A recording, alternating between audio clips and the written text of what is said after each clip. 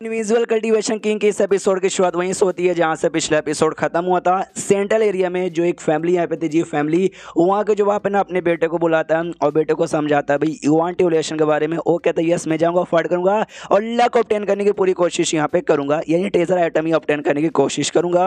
तो सामने से बाप भी कहता है या बेटा हमको तुमसे पूरी उम्मीद है। फिर सामने से पूछता है ब्लैक मून के बारे में। अरे वही ब्लैक मून अपनी जिसको टावर की मेन ओनर यहाँ पर है, हाँ ये बेसिकली जी फैमिली से ही बिलोंग करती है, यानी शायद इसी की बहन यहाँ पे थी। बाप कहता है उसके बारे में हाँ वो भी होगी, तुम्हारा क्या विचार है? ये कहता है कि मेरा क्या विचार होगा, वो पहले हमारी फैमिली के मेंबर थी लेकिन छोड़ के यहाँ पे जा चुके थे। हमारी फैमिली के साथ ना उसके सारे रिश्ते नाते यहाँ पे कट हो चुके हैं, तो मुझे भी नया रिश्ता बनाने का कोई भी शौक यहाँ पे नहीं है। हमारे फैमिली का रूल है ना उस पर नहीं चलेगा, ना उससे कोई रूल हमारे ऊपर यहाँ पे चलेगा। जो सुनते बाप कहता है ये हुई ना बात, बोले तुम्हारा क्या विचार है? ये कहता कोई विचार नहीं है, मैं जाऊँगा ऑब्टेन करूँगा। बीच में अगर वो भी आएगी ना उसको भी रास्ते से यहाँ पे हटाऊंगा, दिखा दूंगा कि भाई सेंट्रल एरिया में हमसे बढ़िया कोई हो ही नहीं सकता। नॉर्थन, वेस्टर्न, साउथर्न, ईस्टर्न और उसके अलावा सेंट्रल ये एरिया यहाँ पर आता है। बाप कहता है शाबाश मेरे बेटे, मुझे तेरे से यही उम्मीद है, आई होप तू नोरा फतेह हासिल यहाँ पे करे, आई मीन जीत के आए। और ये लंबे समय से ना सेंट्रल एरिया में रहता था, उसमें जियो फैमिली में रहता था। जीत चक्कर में दुनिया में ज़्यादा पॉपुलर यहाँ पे नहीं था, लेकिन बाकी एरिया में जाता है और बाकी एरिया में अपना बवाल कर देता है। ढेर सारे बंदलों को ये मारता है, स्पेशली जो टावर यहाँ पे था ना उसी टावर के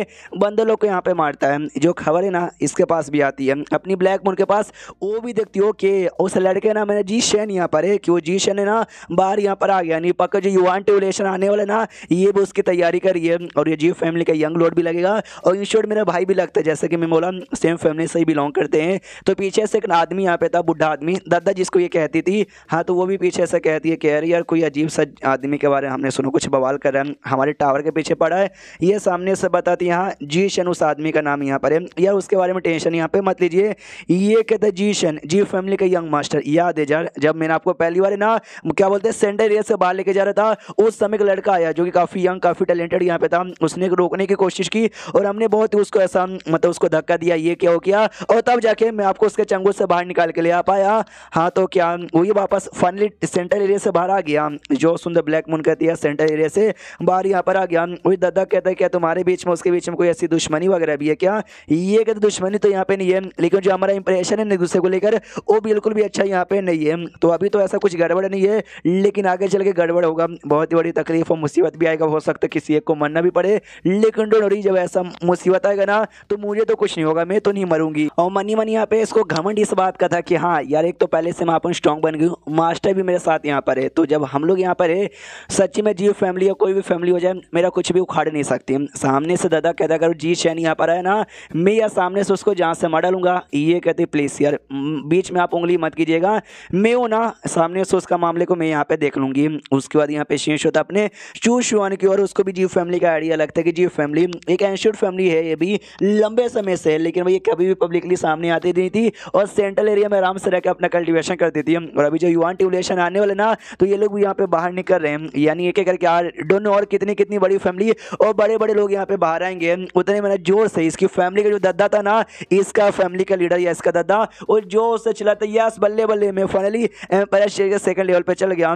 तो चू शोन का दिमाग का दही कह रही यार ये दादा का एक छोटा सा लेवल अप हुआ, इतना ज़्यादा खुश यहाँ पे होता, इतना ज़्यादा चिल्लाता है, इसको शर्म यहाँ पे नहीं आती। फिर दादा कहता है यस लेवल अप हो गया, मैं जाके थोड़ा बहुत शो ऑफ करके आता हूँ। तो अपने किसी साथी के पास जाता है उसको हराने के लिए, लेकिन एंड में अपनी कुटाई करवा के वापस आता है। कहता है साले ने मुझे हरा दिया, डोंट वरी, अगर तू माँ का दूध पिया ना इंतजार कर, कुछ महीने बाद ना फिर से अपना लेवल अप करके आऊँगा और तेरी जान यहाँ पे निकालूंगा। बोला जो से चिल्ला चिल्ला के कह रहा था, तो घर वाले भी सुनते कह रही यार हमारे लीडर को हो क्या जाता था, हम पगला जाते हैं और जो से ऐसा चिल्लाना चालू कर देते ना जैसे कि पीछे से कोई डाल रहा है। सामने से चूशवान भी सोचता है कि यहाँ भी लेवल अप हुआ था, बड़े एकदम कॉन्फिडेंस हो गया कि जाऊंगा हरा दूंगा, और खुद कुत्ते की मौत यहाँ पे हार के वापस से आ गए और यहाँ पे आके ना चिल्ला चिल्ला के अपना गुस्सा निकाल रहे हैं। छोड़ो यार, इस मैंने ये मदद यहाँ पे कर दी थी दादा का पावर इंप्रूव करने के लिए, अगली बार नहीं करूंगा, वरना ऐसे जोश में आके मालूम नहीं हो क्या क्या पागल वाली हरकतें कर देंगे।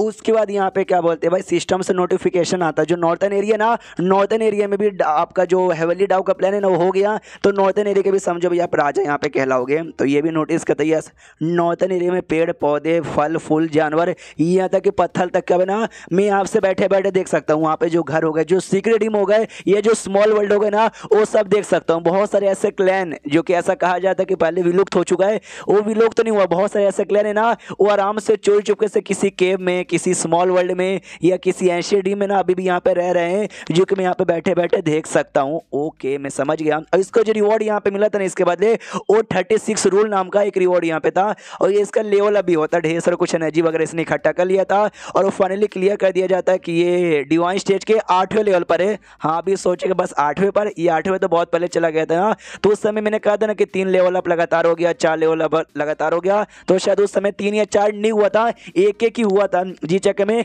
ये 8वें पर ही था। ये 8वें पे हो जाता तो खुश की चलो भाई डिवाइन स्टेज के 8वें लेवल पर यहाँ पर आ गया। अब मुझे सामने से जो रिवॉर्ड यहाँ पे मिला ना 36 रूल, वो यहाँ पे दे दो। हाँ, तो जैसे वो लेता है ना तो एक और लेवल अप हो जाता है और डिवाइन स्टेज के 9वें लेवल पे चल जाता है। ये भी पता नहीं, मुझे लगा 36 रूल कोई टेक्निक यहाँ पर होगी, लेकिन ये तो लेवल अप कर दिया। चलो यार, ये भी चलेगा। और नॉर्थन एरिया के भी अपन किंग बनी गया हूँ, तो प्लस जैसे हमने साउथ एरिया को इंप्रूव कर दिया था ना, वैसे मुझे नॉर्थन एरिया को भी यहाँ पे इंप्रूव कर देना। फिर बल्ले बल्ले उससे याद है मुझे यहाँ पर आया कि जब मैंने ढेर सारे सीक्रेट टीम और स्मॉल वर्ल्ड यहाँ पे देखे थे, जहाँ पे छोटे मोटे बड़े बड़े सारे के सारे क्लैन वाले जो विलुप्त हो चुके वो सभी रह रहे थे, उनमें मुझे भाई ऑफकोर्स ब्लड क्लैन भी दिखे थे। जो ब्लड क्लैन है सबसे डेंजरस है और लगभग इमॉर्टल यहाँ पर, कुछ जैसे मरते ना ये वापस से रिवाइव हो सकते थे। अभी तो भाई एंशिएंट टाइम से लेकर अभी तक है ना टिका हुआ आ रहा है। इतने सारे भाई ट्रिबुलेशन यहाँ पर है, लेकिन अभी टिका हुआ है, अभी तक यहाँ पे खत्म हुआ नहीं है, क्योंकि इसके पीछे का मेन रीजन है ब्लड।